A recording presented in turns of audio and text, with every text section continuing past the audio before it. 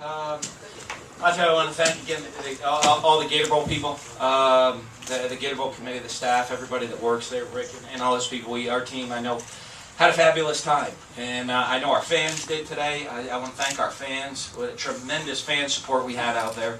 Right from us pulling up, the buses pulled up, and there were thousands of people lined up on the side of the bus, got our players excited, and just the atmosphere in a bowl game that they created. And I'm so happy, I'm so proud of our seniors and what they've done, what they've accomplished in the 2 years that I've been here.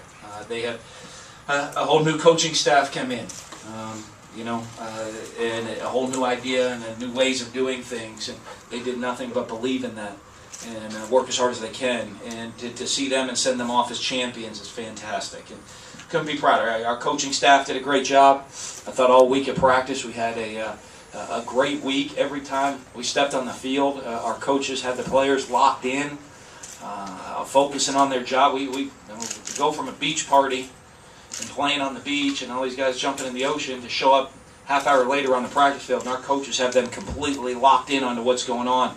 They did a good job, and our players did a good job of doing those, of being focused on the reason that we were here, which was to win this football game. So proud of everybody in the organization, and couldn't be happier. Coach, after matching score for score the first three possessions, what did the defense do to shut Michigan down the rest of the way? Yeah, I think, I talked to Manny. We felt we were in position. We just had to make tackle and keep containing things. They hit a couple pass plays on our corners, and we knew we'd make some plays. We wanted to force them into throwing the football. That's get them a little bit out of their comfort zone and have them throw the football a little bit. So I think we did that. We were able to slow them down running the football. We held them to 88 yards rushing, which I'm sure is way below their average. And our guys did our defensive guys, they just stuck with the plan. They didn't get nervous early on. So, Dan, over here, you've won some pretty big BCS games, national championships with other teams. The joy, it appeared, between the fans and the players. Cornell was taking the trophy for a victory lap. The clang and the posing for pictures, singing the alma mater, things like that. Have you ever seen this much enthusiasm or joy for winning a bowl game as those kids have today? No, I don't. I haven't. I've been involved in a lot of games, and this is easily as big to any of them because to our kids, it's such an accomplishment. It is such an accomplishment to our young men. I asked him.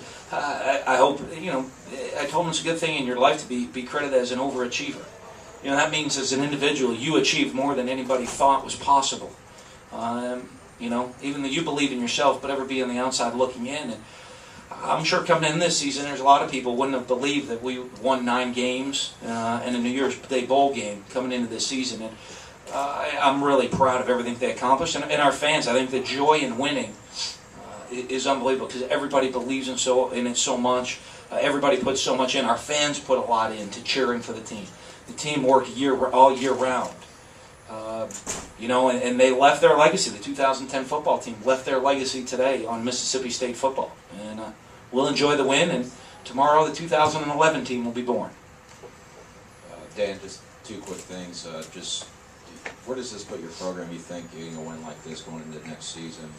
And also, you just talked about the day Chris Relf had and how he honored Nick Bell's memory there, discussing that. Well, I think for us, for the future, you always want to win your last game of the season. I think it leaves a great taste in your mouth going into that off season. And, we talked about our team. We went from average to good, and now we want the ability to go from good to great. And hopefully that catapults us into the step from good to great, just as the win in the last game of our previous season did going into that off season. So I know our football goal, our goals as a football team are to find a way to win the West and always improve. So, we had 9 wins this year, so a successful season. Next year will be more than 9 wins and for us. And that's something we're going to start working on tomorrow. As far as Chris, I told Chris during warm says that I had a feeling you were going to play your best game of the season. And he went out there today. 18 of 23, 281, and 3 touchdowns. Threw an interception on a Hail Mary on the last play at half. Did a great job of managing the game. I think you saw the maturity that Chris has starting to come along. How he's starting to mature. I'm sorry. by managing the game, checking it down that long play to Perkins. You know, we tried to take a shot deep down the field. It wasn't there. Kept his poise, stood in the pocket, found the check down. And we try to tell him all year long that when you check it down, good things will happen. And now I have some film to prove it to them, so that they won't say, yeah, sure. You know, they want to go with the deep ball. But you know what? He did a great job managing. And I know for him, it's a special thing. It was a special honor to wear number 36 for the players this year that did it. You know, and I know when the team got together, we thought it would be a special thing to have Chris wear it today. I think it stands out maybe a little bit more than other players even wearing it. And you know, I'm sure he had an angel on his shoulder right there today,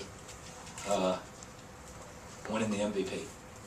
Dan, can you talk about y'all's performance on 3rd and 4th down today? And as a second question, also the performance of your young wide receivers. Yeah, Charles, the big day. I think our DBs, and they hit some passes early, and Charles is the leader of that group. So, you know, they got to stand up and make some plays. And, you know, as a whole, after giving up some really big plays early in the game, you know, we give a couple 3rd down conversions, they hit a couple fades over our head. I was really proud of the way that as a group, they stuck together. Melvin Smith, Tony Hughes did a great job getting them together. We're a young secondary. You know, I mean, Zach Smith's the only senior in the secondary, and he had a couple big tackles today. But a lot of those guys are going to be back, and we have a lot of young guys coming up. The competition is going to start getting tough in the spring a little bit for jobs. But, you know, Charles is such a steady player for us the whole time. Such a steady player. What was your other question? On offense. I meant on offense. Oh, the receivers? Was the execution on 3rd and 4th down on offense. Oh, I'm sorry. You wanted Chris's. Were we good on 3rd down? 9-17. Yeah. I'm proud of the way their defense played, because after the first quarter we got off the field a bunch. You know what? A great day. Anytime you go 9 of 17, that's the key to stay on the field. We're not a 3rd down team, or we're not just a drop back football team. So you got to convert to stay on the field. Puts us into our run. Allows us. The more times you get first downs, the more runs and play actions you can call, and the opportunities to hit big plays. And, you know, the great thing, I look, you know, you look at the receiving corps, Chris Smith 4, Michael Carr 3, Arcedo Clark 3, Rico Sanders, I think, caught a touchdown pass and had a couple catches today. You know, wondering when, you know, you have, you know, Chad Bumpus is hurt, Leon Berry's been out for the season, that the young players have to step up. You know, and they did that.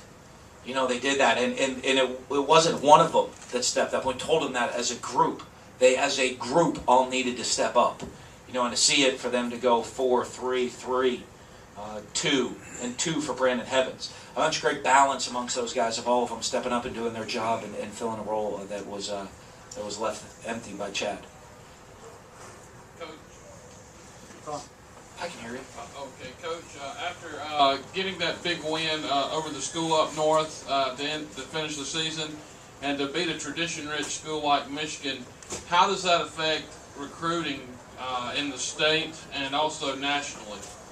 Well, I think for us, we're going to find out here in a little over a month how it affects recruiting in the state. You know, for us nationally, I think it's great to get national recognition, but it's not going to change our approach. We still want the best players in Mississippi to come play for us.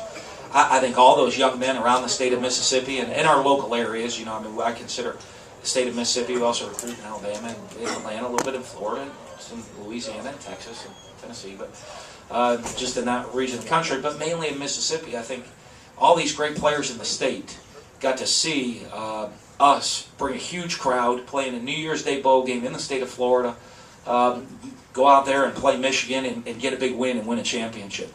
And I think that's just the foundation of many big wins to come for this program, and I think a lot of those players around the state see that.